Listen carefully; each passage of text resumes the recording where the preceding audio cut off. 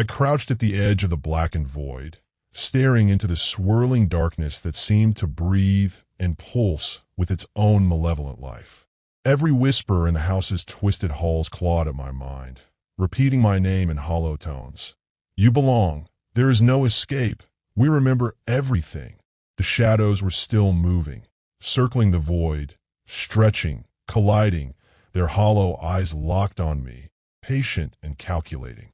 I gripped the bat tighter, dragging the scattered mirror fragments and crates into the narrow corridor I had memorized, shaping a path that I hoped would confuse the shadows long enough for me to reach the other side of the house.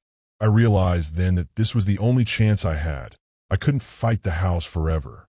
I had to run, manipulate, and survive using the logic I had uncovered, exploiting the house's memory against it. My breath came in ragged bursts as I sprinted through the hallway, mirrors reflecting distorted shadows, crates blocking paths, creating loops and dead ends. The shadows hissed, lunged, but the mirrors fractured them, forcing them to collide with each other, buying me precious seconds. I paused briefly, noticing the glowing symbols along the walls flickering, almost guiding me toward a hidden staircase I hadn't seen before. Desperation fueled me as I ran, heart hammering, every step a gamble, every second a test. The house groaned, walls bending, ceilings tilting, but I pressed forward, focusing on the path I had carved, using the mirrors and symbols to manipulate the shadows.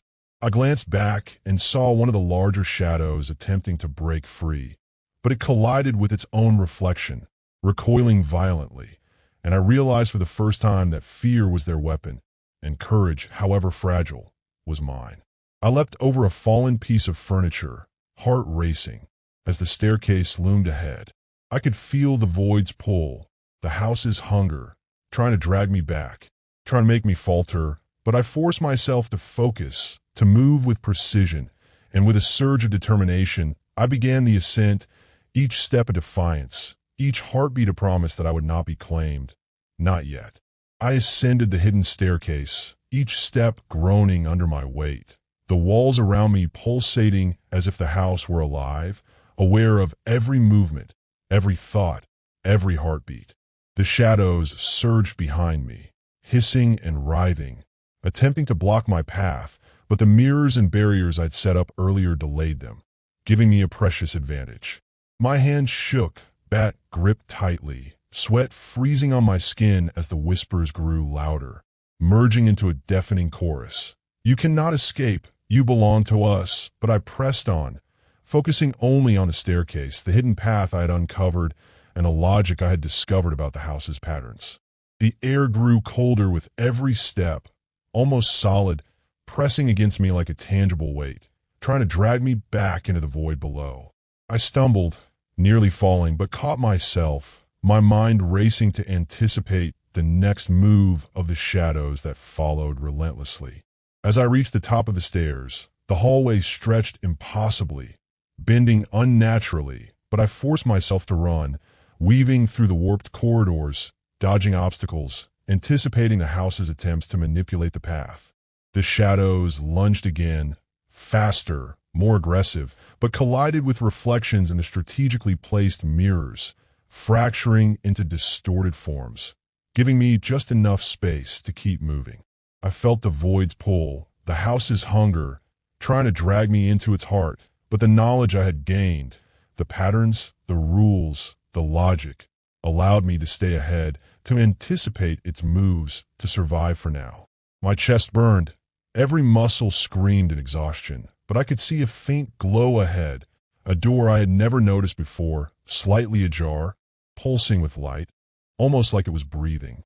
Instinct screamed at me that this was my chance, the doorway that might finally lead to freedom.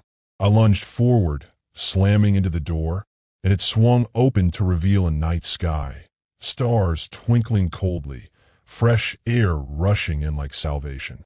Behind me, the shadows screamed, shrieking as they collided with the walls and mirrors, unable to follow, delayed, trapped by the logic and courage I had exploited.